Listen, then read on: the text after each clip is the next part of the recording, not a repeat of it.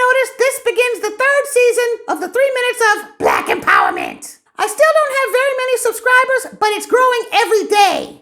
100 days. 100 days that this jackass has been in the White House and still nothing for the people who put him in there. He was losing this past election just like he lost all the rest of the ones before when he was trying to become the Grand Wizard of the United States. We took him from the bottom all the way to the top. Foundational Black Americans have never had much. So when we get a little bit, we think it's a lot. If you ask the Biden sexuals what Jim Crow Joe has done for black people, they'll probably come up with a long list of crap. Starting with this notion that Joe Biden was the reason why Chauvin got found guilty. He called the Floyd family to cover his own pale behind. That was it. That's how manipulation in the media works. When something happens, then the president gets on TV and presides over it and acts as though it wouldn't have happened unless he was presiding over it.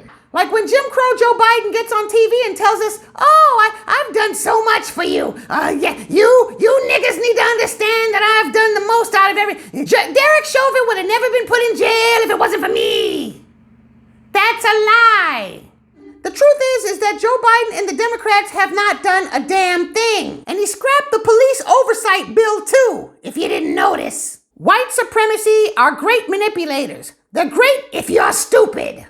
White supremacy is, of course, flooding the TV with all types of black criminal activity. They have to work really hard because they got more L's coming. They got more losses coming with the 3 other accomplices to George Floyd's murder. And then after that is the female race soldier who shot Dante Wright. And also have the upper hand in the minds of the liberal and conservative white supremacist public. All of them already feel like we had this big win with the Derek Chauvin trial, and now it's easy for the news to convince them that that's enough. And because they got a lot of work to do, the B1 family has a lot of work to do too. By the way, I wouldn't be surprised if Maxine Waters was told to do what she did. This bootlick hasn't done a damn thing for blacks in decades. Now all of a sudden she's in the streets of Minnesota inciting violence just like Donald Trump just got in trouble for? Doesn't something about that seem kind of fishy?